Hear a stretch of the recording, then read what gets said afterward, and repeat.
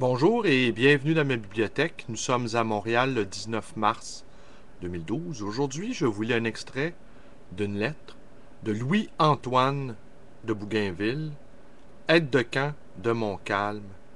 Mais avant, je vais vous lire le quatrième de couverture de cet ouvrage. Tenez, je vous montre à l'écran, écrit sur le Canada.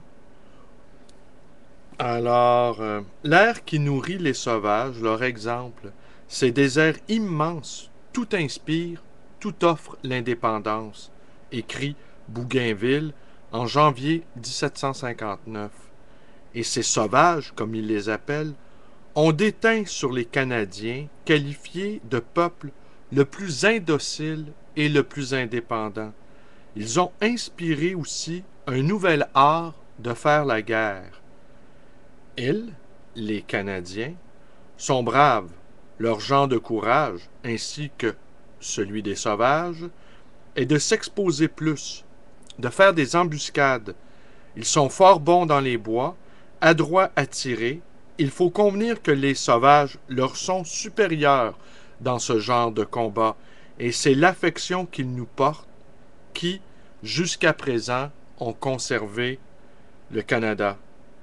Bougainville a compris l'importance des alliances franco-indiennes, mais il réalise aussi que la cruauté des Indiens et la terreur qu'ils font régner en Nouvelle-Angleterre sont en soi des motifs pour les Anglo-Américains de chercher à vaincre le Canada afin de jouir à jamais des douceurs de la paix. Oui, puis on peut, quand on lit ce livre, on peut comprendre aussi qu'il existait déjà un clivage entre les Français, chargés d'administrer la colonie, et les Canadiens nés en territoire nord-américain. Déjà deux peuples étaient à l'œuvre. Les Britanniques qui vont débarquer quelques mois plus tard vont, vont sceller à jamais cette séparation, si on peut dire, entre la France et sa colonie. Les Américains ont établi toute une mythologie à partir de leur guerre d'indépendance contre les Britanniques. Et vraisemblablement, si les Britanniques n'étaient pas débarqués sur les rives du Saint-Laurent, sans doute les Canadiens, les colons canadiens, auraient jeté dans le fleuve les Français. Ah, mais cette chose-là ne s'est pas produite, comme chacun le sait. Alors, voilà.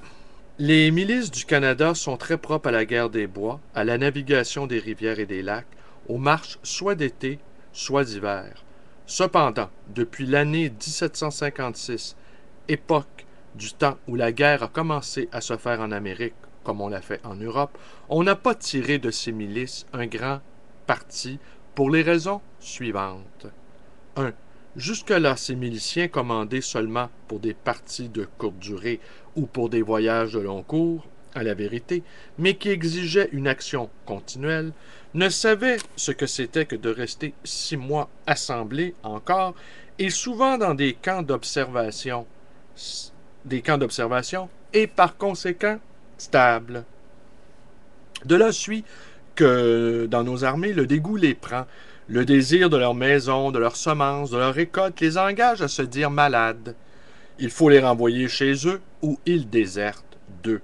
Lorsqu'ils partent pour la campagne, le roi leur donne un équipement, c'est-à-dire chemise, capot, braillet, mitasse, etc.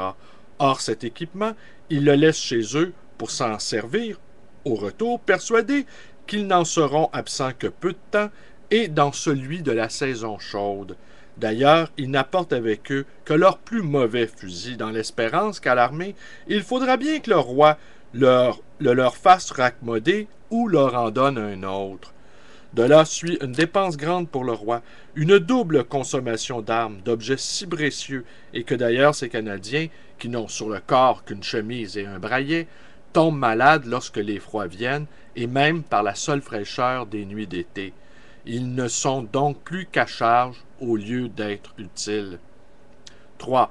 Ils sont sans tente et n'ont d'autre couvert que des cabanes qu'ils font d'écorce d'arbres, abri très bon lorsque les courses ou parties de guerre duraient plus d'un mois, insuffisant contre les injures de l'air lorsque la campagne dure 6 mois. Deuxième cause de maladie.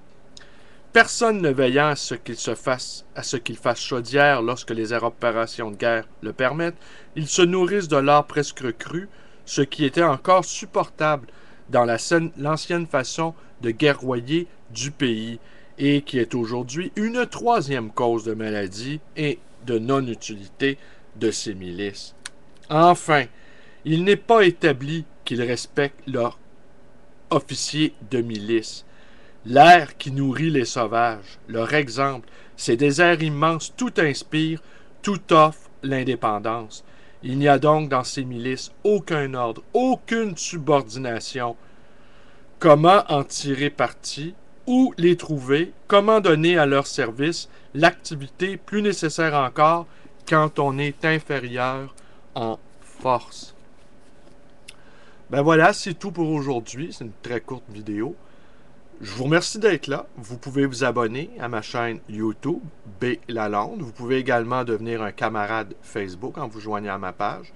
Vous pouvez me téléphoner dans le 514-736-0999 et vous pouvez également me rendre visite à ma librairie, le Livre Voyageur, dans le quartier Côte-des-Neiges, à côté de l'Oratoire Saint-Joseph. Alors j'en profite pour souhaiter un joyeux anniversaire à mon ami R qui écoute mes vidéos peut-être.